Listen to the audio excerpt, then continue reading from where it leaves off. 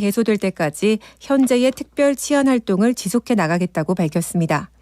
또 범죄 예방 역량 강화를 위해 의무 경찰 재도입을 적극 검토하고 가석방을 허용하지 않은 무기형 도입 등 강력 범죄를 제어할 수 있는 처벌과 사법적 조치를 강구하겠다고 강조했습니다. 이어 중환자 관리 중심의 정신질환 관리 정책을 예방과 일상 회복 과정까지 체계화하고 피해자와 가족 지원도 확대할 것이라 밝혔습니다. 이균용 신임 대법원장 후보자가 최근 무너진 사법 신뢰를 회복하겠다고 말했습니다. 이 후보자는 김명수 대법원장 면담을 위해 대법원을 방문하면서 만난 취재진에게 사법 신뢰와 재판의 권위를 회복하고 자유와 권리에 봉사하고 국민 눈높이에 맞는 바람직한 법안이 무엇인지 끊임없이 심판해보겠다고 밝혔습니다. 앞서 윤 대통령은 어제 이 후보자를 신임 대법원장 후보로 지명하며 32년간 재판에 매진한 정통 법관으로 원칙과 정의, 상식에 기반해 사법부를 이끌 적임자라는 지명 배경을 전했습니다. 정부 여당이 오늘 국회에서 내년도 예산안 관련 회의를 열고 현재 출생아동당 200만 원을 지원하는 아기 첫 만남 이용권 사업을 다자녀 가정에 추가 지원하고 부모 급여도 인상하겠다고 밝혔습니다. 소상공인을 위해서는 전기요금과 보험료 지원책을 마련하고 저금리 대환 대출을 확대하며 농업 직불금 관련 예산을 3조 원 이상 추가 반영해 전략 작물의 직불금을 확대하기로 했다고 밝혔습니다. 또 저소득 대학생 국가장학금 지원액과 대출 한도를 인상하고 대학가 1,000원의 아침밥을 확대하는 한편 고립 은둔 청년 통합 지원 예산과 최중증 발달장애인 주간 돌봄 예산 등을 새로 마련하기로 했습니다. 세입자의 전세 보증금을 상습적으로 돌려주지 않은 악성 임대인 310명이 떼먹은 돈이 1조 3천억 원에 이르는 것으로 나타났습니다. 1인당 평균 42억 원에 달하는 금액입니다. 국회 국토교통위원회 소속 더불어민주당 맹성규 의원이 주택도시보증공사 허그에서 제출받은 자료에 따르면 집중관리 악성 임대인은 올해 4월 말 기준 310명으로 4개월 만에 77명이 늘었습니다. 전세보증금 반환 보증보험을 운영하는 허그는 전세금을 3번 이상 대신 갚아준 집주인 중 연락이 끊기거나 최근 1년간 보증 채무를 한 푼도 갚지 않은 사람을 집중관리 악성 임대인으로 관리하고 있습니다. 날씨입니다. 중부지방을 중심으로 호우특보가 내려진 가운데 오늘 전국이 대체로 흐리고 곳곳에 비가 내리겠습니다. 강수량은 내일까지 수도권에 50에서 많게는 150mm 이상, 강원도 충남 서해안과 광주, 전남, 전북에 최대 120mm 이상입니다. 오늘 낮 최고 기온은 26도에서 33도로 예상됩니다. 임현주였습니다. MBC 11시 뉴스를 마칩니다.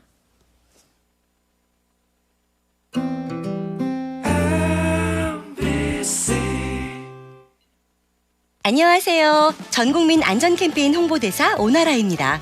서두르다가 안전사고 겪은 분들 많죠? 그래서 빨리빨리 하기 전에 5초만 안전습관 캠페인을 시작합니다. 에스컬레이터로 뛰어들기 전에 5초만, 멈춘 후에 손잡이 꼭 잡고 타기, 슬금슬금 우회전하기 전에 5초만, 확실히 멈추고 주의 살피기, 이륜차 타기 전에 5초만, 헬멧 확인하고 출발하기. 빨리빨리 하기 전에 5초만 멈추면 모두의 안전이 계속됩니다. 다 함께 시작해볼까요? 나부터 5초만. 5초만, 5초만. 공익광고협의회. 지금 시각은 11시 5분입니다.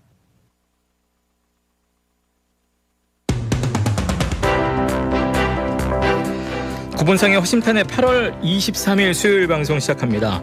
CCTV, 요즘은 각 지역마다 시민 안전을 위해서 이를 늘려가고 있지만 정작 정말 활발히 쓰이는 곳은 따로 있습니다. 바로 보육기관인 어린이집이죠. 초중고와 달리 어린이집, 유치원은 CCTV가 있기 때문에 어떤 일이 생기면 학부모들은 CCTV를 직접 확인하고자 합니다.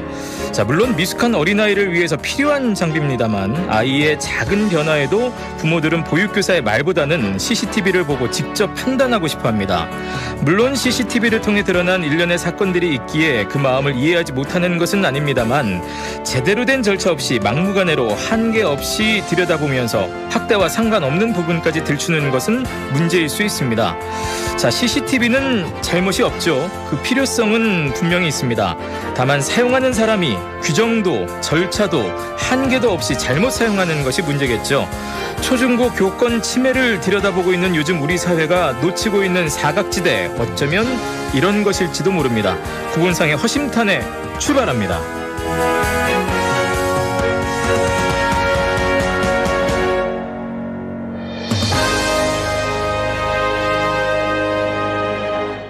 박연아입니다.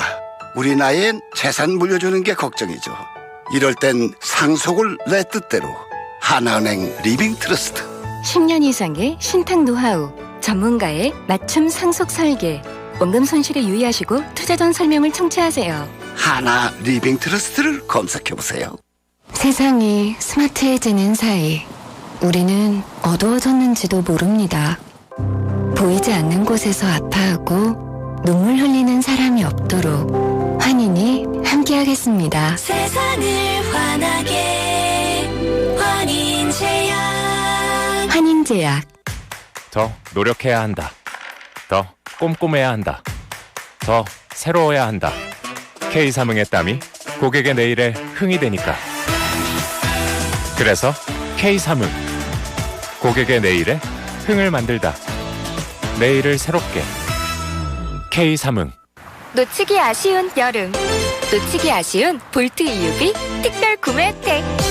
전기차 보조금 지역별 1,200만 원 기준 차액 보조는 물론 300만 원 콤보 할부 할인까지. 8월 23일부터 31일 기간 한정. 상세 내용 홈페이지 참조. Chevrolet, find new roads. 희철이 형, 저 탈모가 고민이에요. 고민은 치료만 늦출 뿐. 지금 바로 약국에서 미녹시딜 바이그루트를 만나보세요. 탈모 치료에 효과 있는 미녹시딜이 들어있으니까. 탈모엔 역시 미녹시딜 바이그루트. 드라이 했는데 머리가 왜 이렇게 초라해졌지? 모발 속이 비었으니까. 힘없고 가는 모발이라면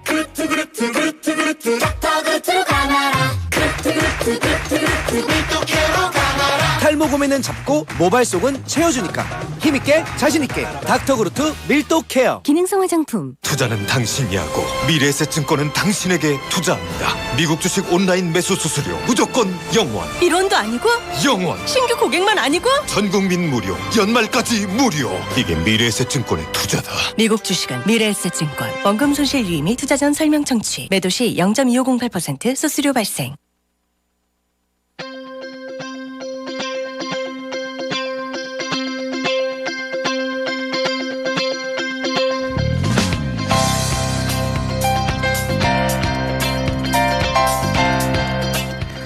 허심탄회 용호 상박.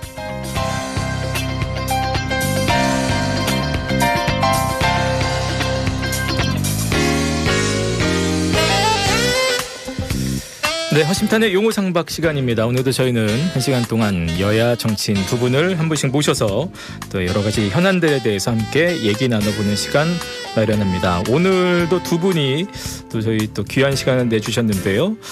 먼저 더불어민주당에서는 허창원 전 도의원 나오셨고요. 또 국민의힘에서는 김원일 교수 나오셨습니다. 두 분 안녕하십니까? 반갑습니다. 안녕하세요. 네, 안녕하세요. 반갑습니다. 네.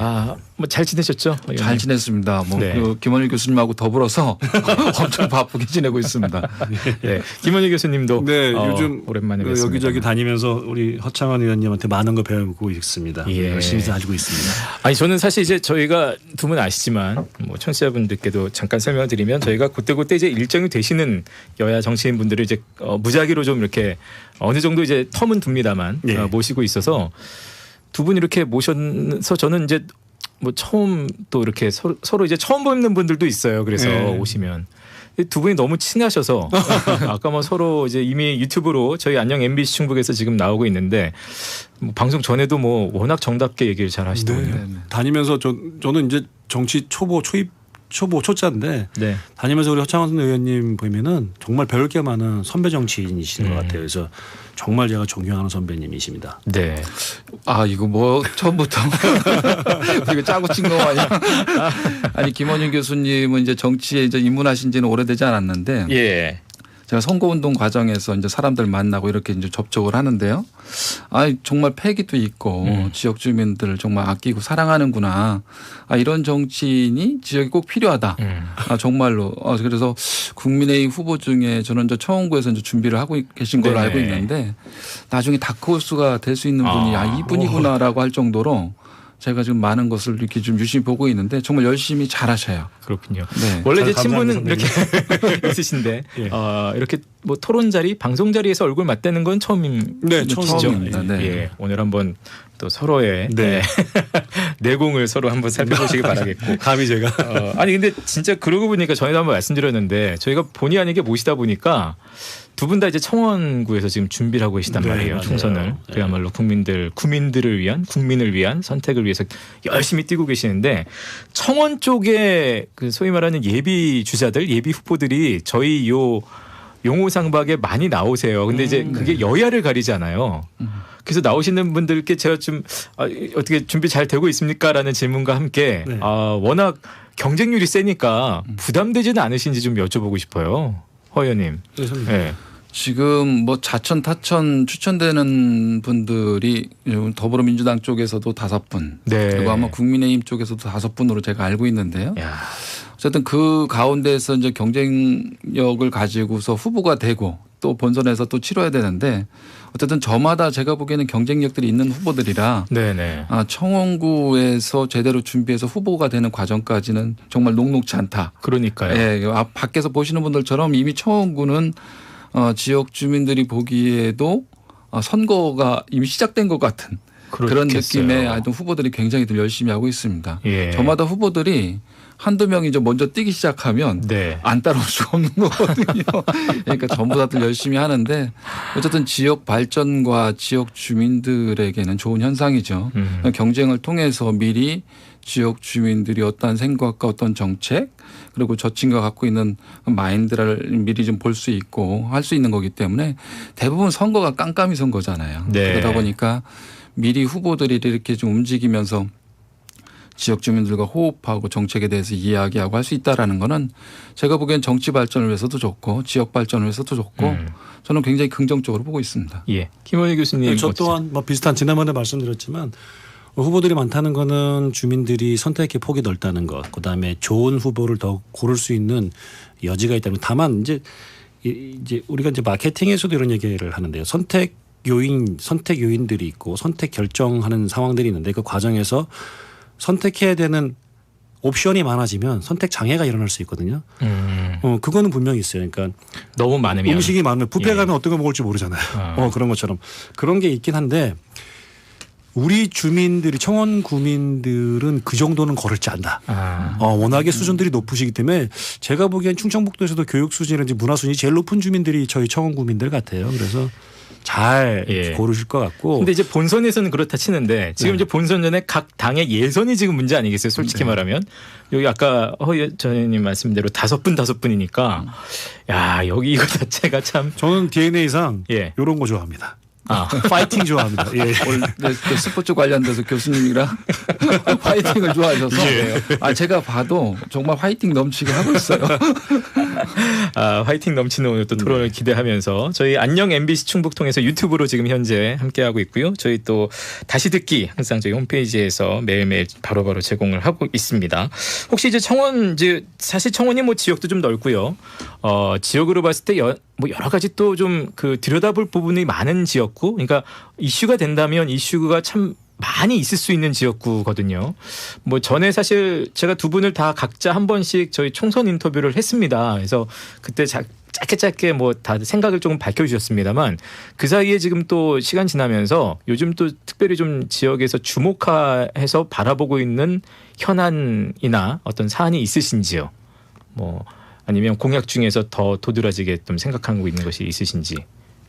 뭐 순서 상관없습니다. 그럼 제가 먼저 말씀드릴게요. 그러면 저는 사실은 이제 공약을 대표적으로 크게 이제 3가지로 저는 좀 분리를 좀 준비를 시작하고 있습니다. 지금 무엇이다라고 말씀드리기는 좀 시기상조인 것 같고, 좀 내덕우암동 쪽이 갖고 있는 문제, 그리고 청주공항을 중심으로 해서 오군장, 내수 부기가 갖고 있는 문제, 그리고 또 오창이 뭐 2차 전지 전략산업단지가 이제 지정된 것처럼 이제 방사능 가속기를 비롯해서 어떤 기업이라든가 이런 경제적으로 굉장히 활력이 넘칠 텐데 그렇게 됐을 때 지역 주민들에게 오는 혜택은 무엇인가라는 문제. 네. 이렇게 좀 세 가지로 크게 나눠서 큰 공약들은 좀 준비 중에 있고요. 그런 부분들을 이제 하나하나 제가 이야기할 단계가 올 것이다. 네네. 그렇게 좀 해서 말씀드릴 수 있을 것 같습니다. 예, 김원희 교수님도 짧게. 네, 저도 뭐 바라보는 거 현장 다녀보니까 그 손창원 선배님하고 바라보는 눈은 비슷할 것 같아요. 다만 이제 푸는 방식이 약간 다를 것 같은데요. 우암내덕은 역시 이제 구도심에 대한 부분들 어떻게 다시 살릴 것인지, 그다음에 율량 오창은 어떻게 하면 더 좋은 살기 좋은 문화권으로 만들고 생활권으로 만들 것인지. 네. 그다음에 내수부기는 제일 열악한 지역이기 때문에 내수부기 5원장을 어떻게 하면 크게 성장시킬 수 있는 것인지에 대한 그런 생각인 것 같아요. 그런데 죄송합니다. 네, 지금 현재 저는 갖고 있는 게 청원구 지역이 전국적으로 강력범죄 발생 비율이 큽니다. 네, 그래요. 예, 강력범죄 비율이 2019년 기준으로 봤을 때는 약 1.3배에서 1.4배 정도 볼 수 있어요. 이제 이게 성장하는 도시들은 대부분 이런 현상들이 나타나는데 네. 제가 생각했던 거는 왜 이렇게 범죄가 크냐라고 봤을 때 도시가 커가는 거 성장에만 집중을 했고 역사 이래로 보면 도시가 커갈 때 범죄율은 당연히 사람이 모이는 건 범죄는 커지게 돼 있거든요. 갈등이 커지고 그럼 범죄 예방이라든지 지역 안전 요즘 뭐 강력범죄 많이 나오고 있지 않습니까? 네. 칼부림 사건이니 뭐니 해서 예.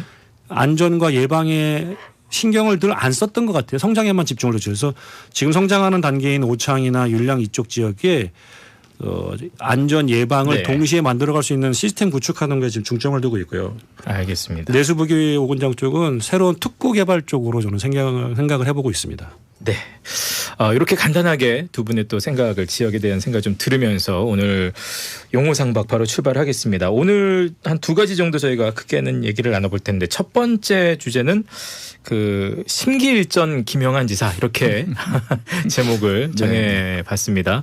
김영한 지사가 지금 이제 뭐 도지사 이제 오송 궁평 2 지하차도 참사 관련해서 책임을 묻겠다라는 지금 뭐 고소도 들어와 있고 또 주민 소환도 좀 벌어지고 있는 상황이고 그야말로 좀 이제 앞뒤가 꽉 막혀 있는 상황이긴 한데요.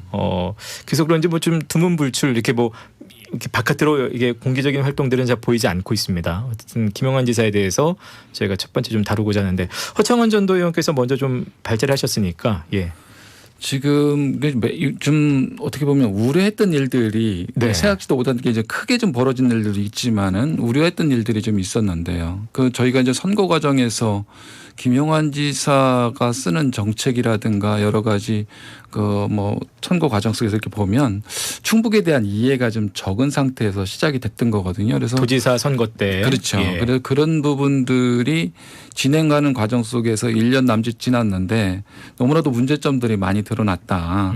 그래서 결국은 지금 주민 소환제까지 그 투표에 지금 좀 서명 운동을 지금 하고 있는 상황인데 예. 그런 가운데 이제 엊그저께 월요일 날 김영한 지사가 도정 7대 과제를 이제 또 다시 발표하면서 네. 잘 해보겠다라는 의지를 좀 피력한 걸로 알고 있는데요. 예.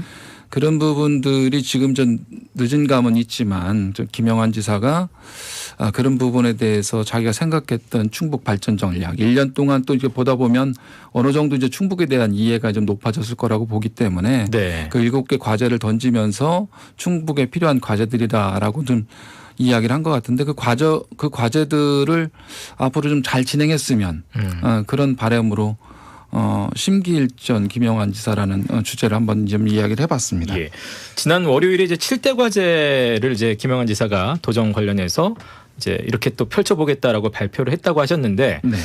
허 전 의원께서 보시기에는 7대 과제 뭐 새로운 것이 있습니까? 아니면 기존에 발표했던 것들에 대한 어떤 뭐 다지기, 정리 뭐 이런 차원입니까? 어느 정도 수준이라고 보세요? 저는 거의 다 지난 것과 비슷하다라고 보는데요. 예, 예. 다만 이제 좀 달라진 게 있다면 충북 안전 2030 프로젝트 이제 오송 참사라든가 큰 일을 겪고 나서 그 뭐 충북 안전 2030 백서를 제작하고 그리고 유가족과 시민이 참여하는 뭐 안전재단을 설립하겠다든 네네. 뭐 이러한 내용들은 좀 참사 이후에 새로운 그 과제로다가 주어진 건데 기존 것들하고는 뭐 크게 뭐 다른 건 없습니다. 사실 뭐 네네. 출산율이라든가 레이크파크 르네상스에서 중부내륙 특별법 관련된 내용들 그리고 관광객 유치하겠다는 거 네. 그리고 공항 활성화하겠다는 거 뭐 다들 대동소이한데 그나마 좀 안전에 대해서 좀 하나 늘어났는데 일단은 이 과제들이 중요한 게 아니라 이 과제를 대하는 전 자세가 더 중요하다고 보거든요. 네.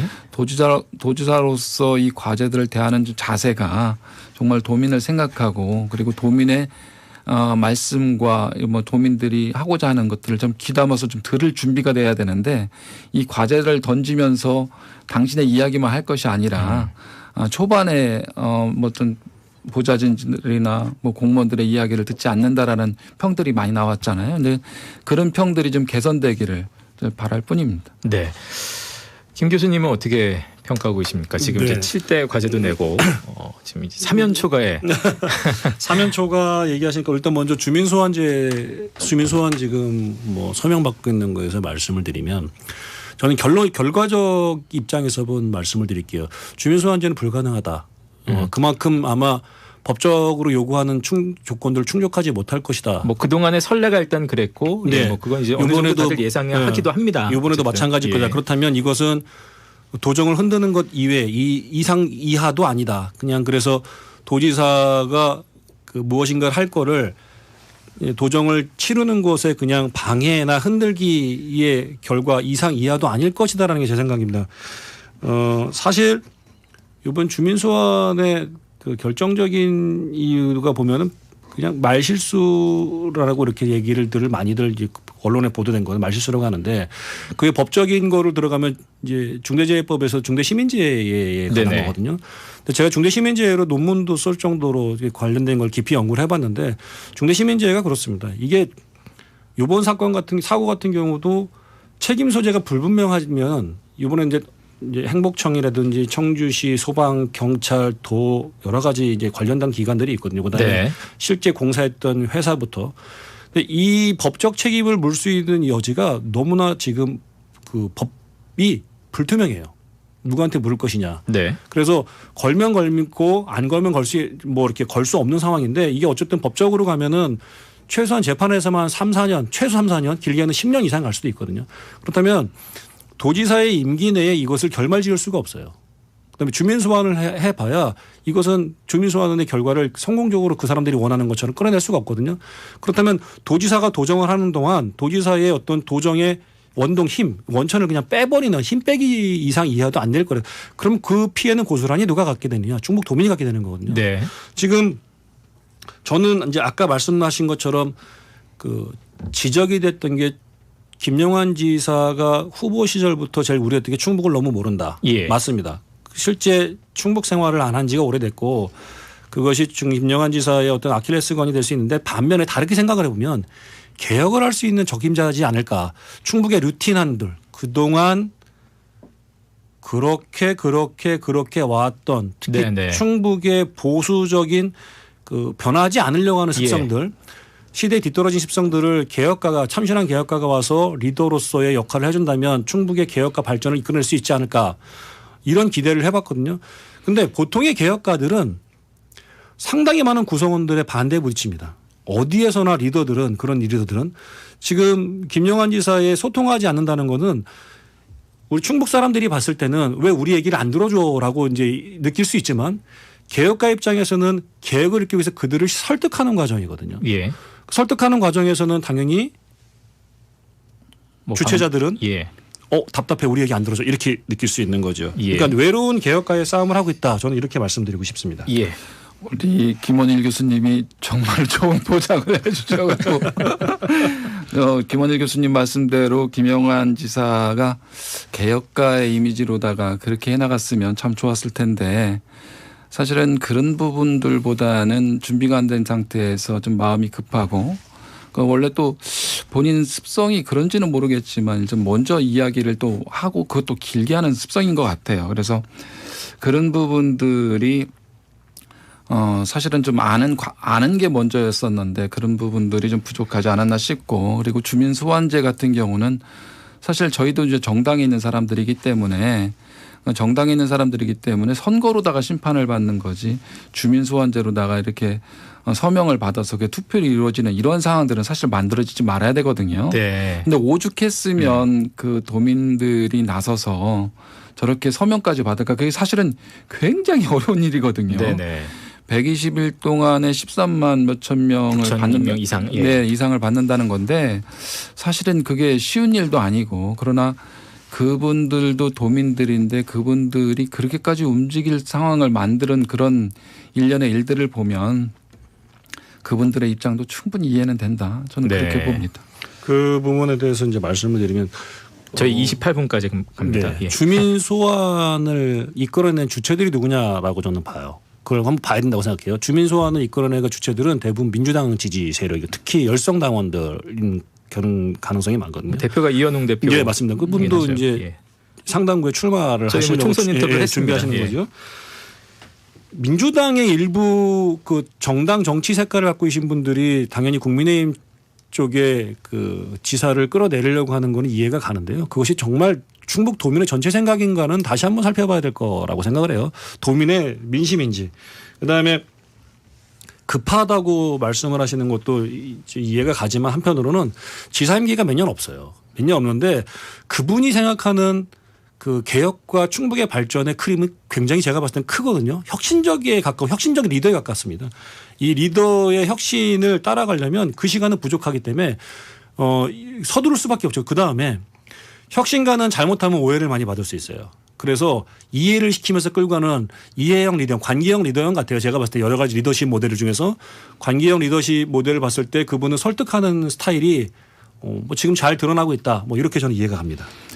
네, 지금 김원일 교수님이 좋게 포장을 해 주셔서 솔직히 잘 되고 있는 거 맞습니까? 예. 네. 그래서 사실은 전 혁신과 개혁과 다 좋은 얘기죠. 어쨌든 뭐 좋게 말씀을 해 주시려면 적인데 그 김영환 지사가 써왔던 정책들을 또 이야기하게 되면 사실은 알겠습니다. 저희가 광고 들어야 되니까요. 네. 그 말씀은 저희가 2분 후에 돌아와서 손 의원님께 먼저 마이크 드리겠습니다. 잠시 후에 돌아오겠습니다.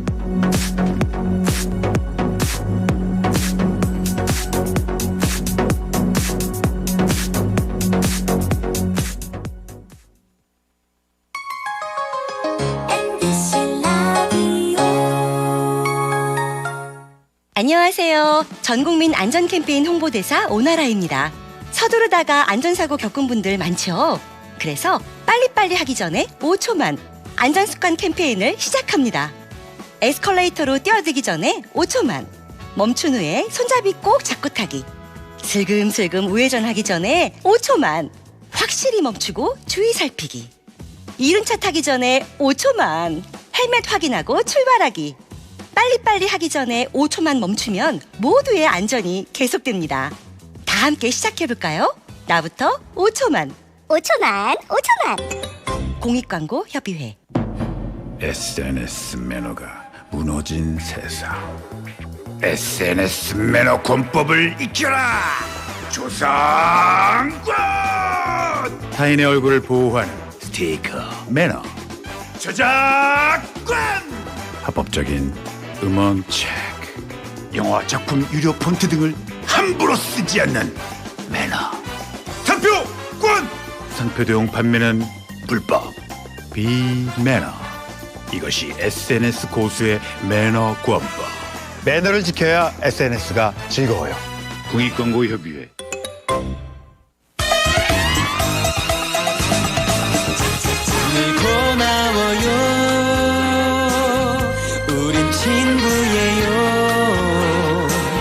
함께 노력하는 MBC와 함께. 지금 시각은 11시 30분입니다. 네, 구본상의 허심탄회 용호상박으로 함께하고 있습니다. 오늘 허창원 전 도의원 그리고 김원희 교수 두 분과 함께하고 있는데요.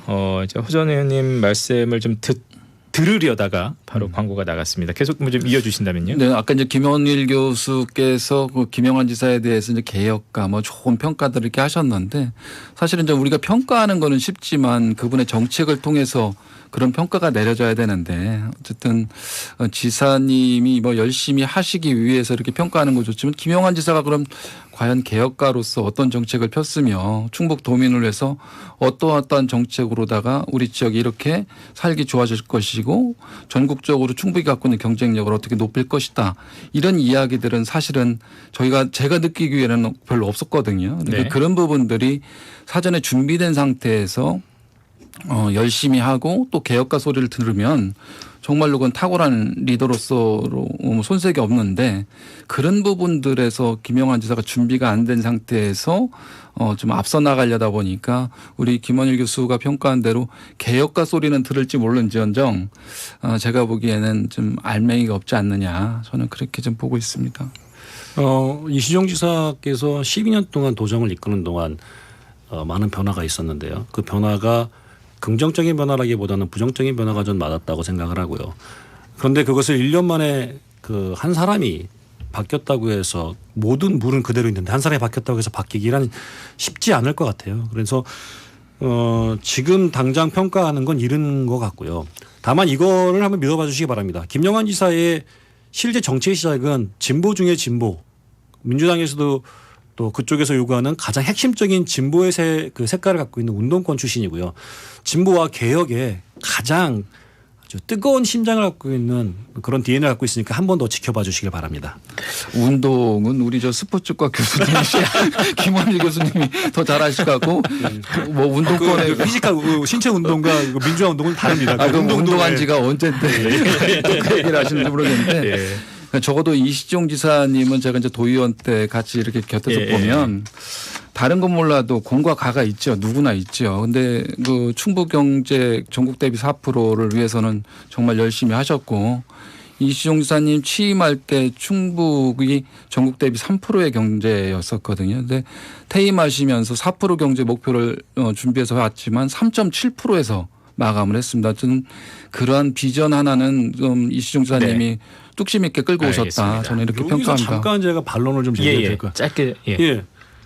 우리 대한민국 발전의 도심 발전, 도시 성장의 축을 보면요. 경부 축이라고 하죠. 경부 축. 그다음에 국가 GDP, GNP 뭐 이런 다양한 수치들이 올라가는 것과 비교해 보면요. 과거 여러 가지 데이터를 비교하면 지금 시간 짧아서 못 하겠지만 청주는 갖고 있는 역사적 상황과 환경적 글로벌 지경학적 지정학적 환경에 비해서 성장이 더뎠다.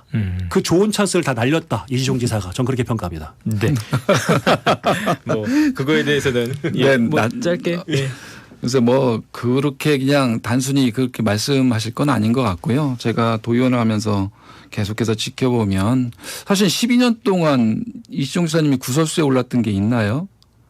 제 기억으로는 없습니다. 그만큼 자기 관리도 철저하셨고 그 준비된 마인드 속에서 계획 속에서 그렇게 해서 나오셨기 때문에 지금 뭐 이 얘기를 하다 보면 사실 1시간 갖고도 부족하기 때문에 요거는 그냥 넘어가는 걸로 하고 알겠습니다. 우선 여기서 마무리하겠습니다. 제가 관련해서 하나만 더 짧게 여쭤보겠습니다. 아까 주민소환제 지금 이제 서명을 받는데 현실적으로 좀 뭐 실현되기 좀 떨어진다, 실현성이 떨어진다. 이건 사실 이제 다들 이제 한 번씩은 하는 얘기입니다. 뭐 그동안에 설레도 그랬고 실제 그 서명 받는 것도 그렇고 서명이 된다 한들 그 투표를 채우는 것이 이제 쉽지 않기 때문에. 근데 그렇다면 여기서 한 가지 정치공학적으로는 아까 이제 도정을 흔드는 일이라고 표현하셨는데요. 정치공학의 표현의 측면에서 물론 그렇게 판단할 수가 당연히 있겠는데 이제 도민들이 어떤 또 움직임이 있는 것이기 때문에 이게 만약에 지금 이제 13만 6천 명이 이제 대략 그 카운팅 숫자라고 보면 서명이 예를 들어서 한 3만 명 정도로 찻잔 속의 태풍으로 그치는 거하고 실제 투표까지는 못 갔지만 13만 명까지 한 10만 명 이상 이렇게 채워져서 나오는 거하고 만약에 결과가 그렇게 나왔을 때 총선에 미치는 영향이랄지 또 향후 이 정세는 어떤 영향을 미치게 될지는 좀 여쭤보고 싶어요. 어떻게 좀 판단을 하고 계신지 편하게 여쭙겠습니다. 네, 제가 먼저 말씀드리겠습니다. 그 아까 말씀하신 대로 예를 들어서 3만과 13만은 굉장한 차이가 있죠. 그러니까 그게 의미가 있겠느냐부터 제가 여쭤보는 저는 거예요. 사실. 상당히 의미가 있다라고 보는 거죠. 네, 왜 그러냐면 사실은 주민 소환제 이게 투표까지 진행돼서 사실 성공한 예가 거의 없잖아요. 그런데 그 투표까지 갈 정도의 도민들이 서명을 했다라는 거는 굉장히 큰 거거든요. 네. 사실은 그 주민 소환제를 그 서명을 받는 일이 뭐 시민단체 뭐 여러 그 기관들이 협력해서 해도 되게 어려운 건데 사실은 도민들이 그러한 생각을 가지고 있는 분들이 모여서 만든 거거든요. 자발적으로. 그래서 그 가운데 3만 명을 사실은 서명을 받아도 대단한 일인데 13만 명까지 만약에 서명을 받았다는 뭐 거는 예를 든 겁니다. 예를 들어 예. 만약에 그렇게 된다면 총선에 미치는 영향은 저는 상당히 클 것이다. 그러니까 국민의힘 쪽에 이 부분은 악재가 될 수도 있다. 저는 그렇게 보고 있습니다. 네, 김원희 네, 교수님. 맞는 말씀이시고요. 상당히 의료하시는 분들이 많은 거 지금 허 의원님께서 말씀하신 것과 비슷하게 생각을 하는데요. 다시 한번 이렇게 생각해 볼게요. 지금 이제 국민들의 정당 지지율을 보면 우리는 항상 3, 4, 3이라는 중도가 40%고 양쪽이 30, 30, 30이라는 지금 그렇게 판단들 그 하고 스펙트럼이 있죠. 있고 지금 예. 조금 양쪽이 다 좀 지지부진해서 25, 40, 50, 25 정도의 스펙트럼을 갖고 있는데요. 지금 민주당 쪽에서 주민 소환 카드를 꺼내왔거든요. 네. 잠깐만요, 교수님 죄송한데요. 민주당 쪽이 아니라 민주당 쪽이 아니라 대표 제가 말씀드릴게요. 네. 대표 아까 말씀하신 것처럼 대표 주자가 이현웅 씨이기 때문에 지금 예. 그렇게 얘기를 하는 겁니다. 왜냐하면 그렇게 대표를 누굴 세우느냐가 가장 중요하기 때문에 민주당 지지자들을 결집을 해서 25% 정도면은 13만을 도달할 수 있다고 생각을 하더라도 그렇게 특정 정당 지지자들이나 특정 정치 세력에 의해서 만들어진 것이 나중엔 역풍으로 돌아올 수 있다는 걸 조심하셔야 될 겁니다. 아, 그런 부분도 있을 수 있다. 그럼요.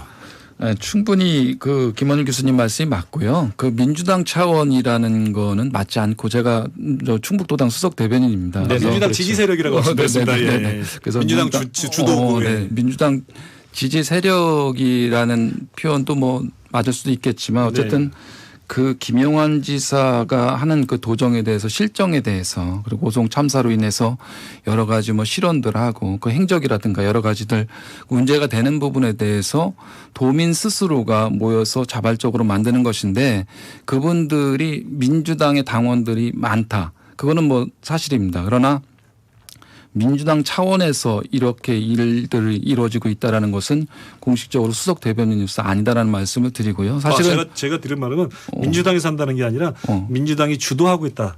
민주당 인사들이 주도하고 있다라고 말씀을 드리는 겁니다. 예. 그러니까 민주당의 당원으로 돼 있는 분들이 주도한다 뭐 이런 표현이 맞을 것 같고 민주당 주도라든가 그렇게 뭐 이해해 주시면 감사하겠습니다. 네, 알겠습니다. 그래서 민주당에서는 어쨌든 선거로다가 이루어진 일들은 선거로다가 말하는 게 정당의 역할이기 때문에 이 부분은 이 정도로 마무리하도록 하겠습니다. 네, 알겠습니다.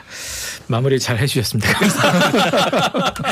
저희가 첫 번째 주제 김영환 지사가 이제 충북 대전안 7대 비전을 발표한 것을 통해서 이제 심사숙고 김영환 지사로 저희가 얘기를 나눠봤고요. 두 번째 주제 빨리 가보겠습니다.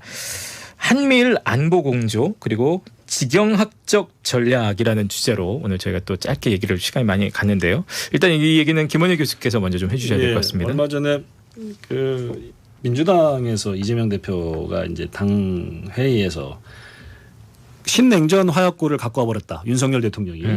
뭐 이런 얘기를 했어요. 그래서 이게 지금 무슨 의도로 이런 얘기를 하는 건지 저는 좀 알 수가 없어서 오늘 이 내용을 갖고 왔습니다.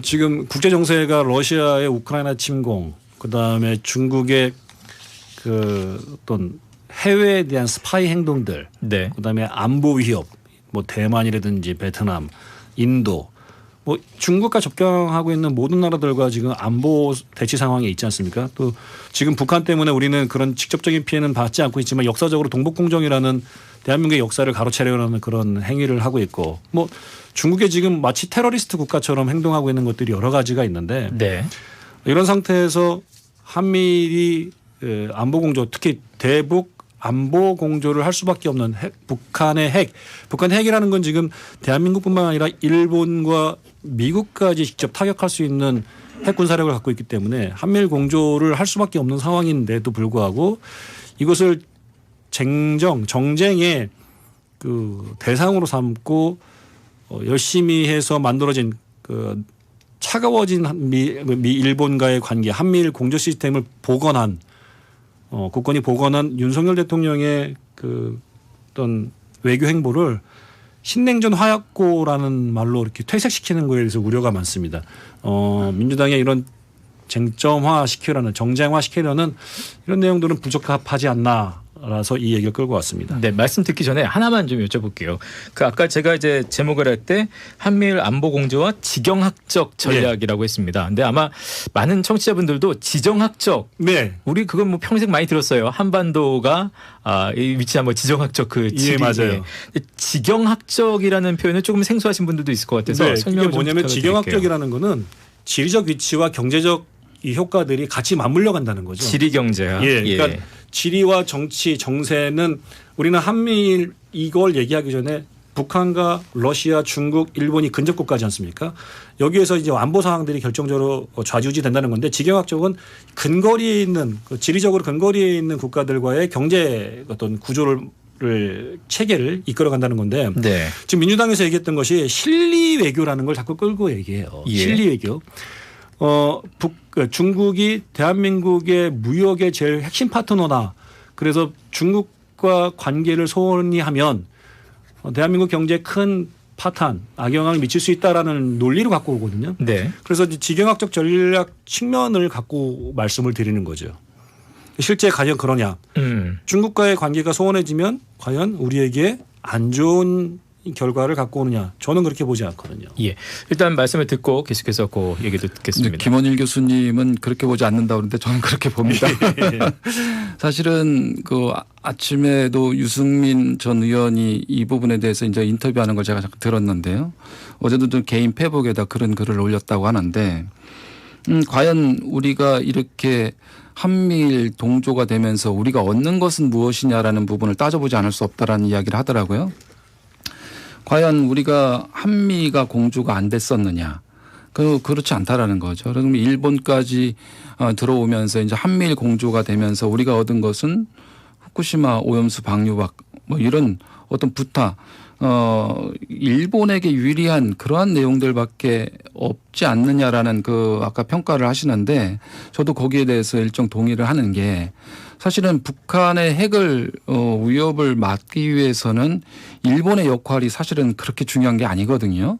그럼 미국과 우리나라가 핵 공조가 되면 그 핵은 핵으로다가 막는 거가 저는 맞다고 보고 한미가 공조가 되면 충분히 그 부분에 대해서는 우리가 공조를 안 했던 것도 아니고 그래서 거기에 대해서 적절한 공조로 대응을 저는 하고 있었다고 보는데 이제 일본까지 미국의 전략 속에서 이제 들어오다 보니 한미일이 뭉치다 보면 북한과 중국 그리고 러시아가 안 뭉칠 수 없잖아요. 또 거기가 이제 그렇게 해서 뭉치다 보면 우리가 불필요한 냉전 시대를 만들고 있다. 저는 외교가 실리 우리나라에게 무엇이 도움이 되는가라는 부분에 대해서 이렇게 보다 보면 사실은 이미 핵이나 이런 부분들은 미국을 통해서 안보나 이런 부분들은 공조가 되고 있었던 상황이고 일본까지 이렇게 공조가 되면서 지금 중국이 좀 경제 상황이 안 좋아서 지금 뭐 우리나라를 보복한다거나 뭐 이런 상황은 전개가 안 될 걸로 저는 봐져요.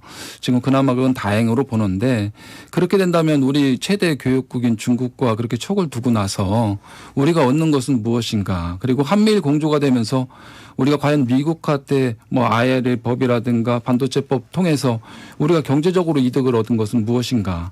이런 부분들은 고민을 해봐야 되는데 결국은 이재명 대표가 신냉전 시대로 갔다라는 것은 이러한 여러 가지 현실적인 문제들을 두고서 언급한 것이다. 저는 그렇게 보고 있습니다. 그러면 여기서 그냥 질문을 바로 드리면 지금 이제 우리의 주도라기보다는 지금 이제 그 정세가 그야말로 북중러 또 한미일 이렇게 어쨌든 미국과 중국 뭐 미국과 러시아까지 이렇게 해서 중국과 특히 이 대립 속에서 지금 구도가 그렇게 가는 속에 있잖아요. 그렇다면 아까 뭐 지경학이 됐든 지정학이 됐든 우리 입장에서 결국은 거기서 어떤 선택을 할 수 있을까요? 과연 그게 뭐 예를 들면 스위스 같이 중립이 될 수 있느냐 또 거기에 대해서 또 반론을 제기할 수 있는 어떤 부분은 우리가 어쨌든 북한하고 맞대고 있고요. 우리가 사회주의에 반하는 국기 자유민주주의를 근본으로 하고 있기 때문에 뭐 그야말로 민주주의 인민공화국하고는 이제 이 맞대는 어떤 국기를 갖고 있기 때문에 그 입장에서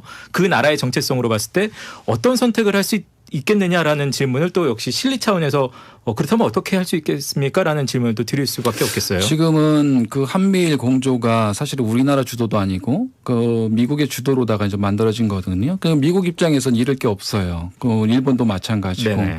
그러나 우리는 중간에 껴있는 당사자거든요. 그래서 미국도 보고 중국도 봐야 되는데 적절한 액션을 저는 취해야 된다고 보는 거예요. 네. 한쪽에 지금 몰빵을 한 상태거든요. 그러니까 우리나라 안보라는 문제 때문에 한쪽에 몰빵한 상태처럼 돼 있는데 사실은 한미가 아까도 말씀드린 것처럼 공조가 안 된 것도 아니고 저희도 군사훈련도 같이 하고 있는데 거기에 이제 일본까지 넣은 거거든요. 그러다 보니 이 한미일이 공조가 되면서 신냉전 시대라고 일컬어질 정도로 양쪽에 이제 팽팽한 대칭 구도가 이제 만들어지는데 그것은 우리나라가 바랄 것은 아니죠. 그 미국 입장에서는 굉장히 좋은 상황이죠. 미국 입장에서는 네. 한미일이 똘똘 공조가 되면 어차피 중국을 견제해야 되는데 그런 상황에서 미국의 전략 속에서 우리가 거기에 모든 것을 맞춰 나갔다. 저는 그렇게 보는데 결국 우리나라는 무역과 경제 부분에 있어서 굉장히 중요하기 때문에 안보가 물론 제일 중요합니다. 그래서 지금 미국과의 그 공조 속에서 경제를 같이 겸해서 생각하면 이런 상황까지는 안 만드는 게 더 낫지 않았을까라는 생각이 좀 드는 거죠. 첫 번째 아까 말씀하신 것처럼 한미일 공조가 지금 이미 방어 체계는 한국과 미국의 그 군사 동맹으로 다 체결한 상태에서 모든 거 다 북한을 대응할 수 있다라고 말씀하시는데 한 가지 말씀만 예를 들어볼게요. 사드 기지가 만들어졌을 때 중국하고의 갈등이 컸지 않습니까? 네. 일본에 주둔해 있는 미국의 군사력을 활용을 하지 않으면 결국 지금의 북한과 중국에 대한 그 안보 대응을 하려면 한국 내에 여러 가지 미국의 군사 기지화하는 창구들을 만들어놔야 돼요. 상주 사드 기지 하나 많고 난리가 났었는데요.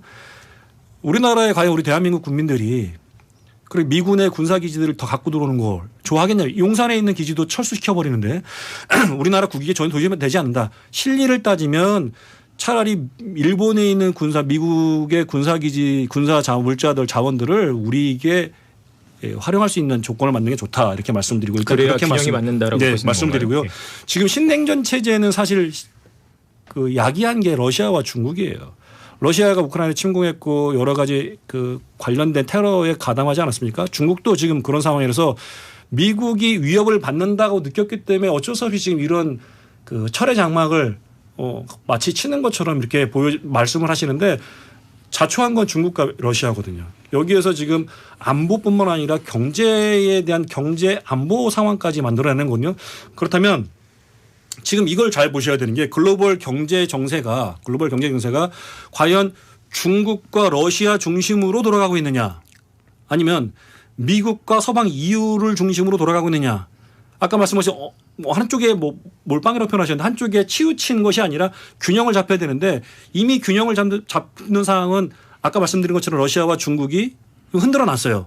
그래서 공조를 EU와 미국 중심으로 끌어나가는데 설 것이냐 그쪽을 설 것이냐. 이렇게 정리해 주시죠. 예, 이거를 선택해야 되거든요. 그렇다면 지금의 우리 대한민국의 스탠스와 선택지는 이미 정해져 있다 이렇게 보는 거죠. 예, 결론까지 듣고 마칠 거예요. 맞습니다. 네, 아까 이제 말씀 중에 이제 일본에 있는 그 자산을 좀 쓴다라는 표현을 썼는데 사실은 일본에 있는 그 자산도 미국 자산이거든요. 그래서 한미가 공조가 되면 사실은 그런 부분들 속에서 우리는 충분히 보완할 수도 있는 거고 혹시 우리가 부족하다면 그래서 그런 부분들은 그렇게 할 수 있는 상황인데 이제 일본까지 미국의 전략 속에서 다 들어가다 보니까 지금 우리가 내준 거는 후쿠시마 오염수 방류라든가 그 동해를 일본해로 표현한다든가 사실은 그런 과정 속에서 우리가 얼마나 국민들의 자존심이 많이 상했습니까? 이게 결국은 최대 교역국인 중국도 우리는 무시할 수 없는 거기 때문에 그 한국이 지정학적 위치에서 균형 있는 외교를 해야 된다. 저는 그렇게 보고 있습니다. 네.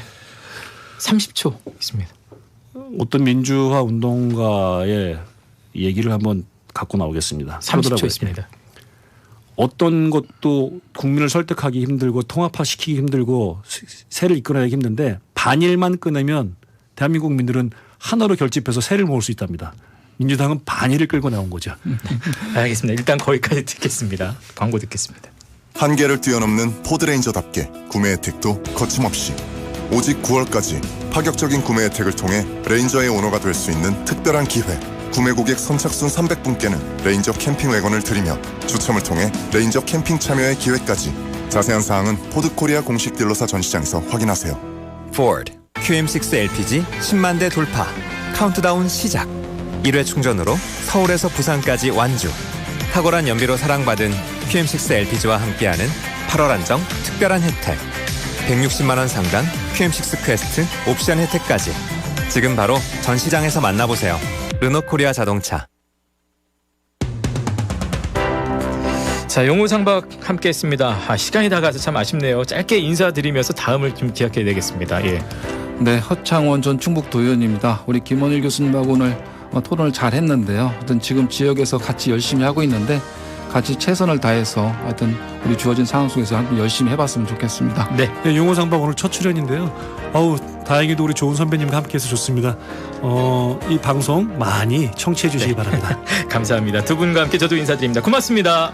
네, 고맙습니다. 감사합니다.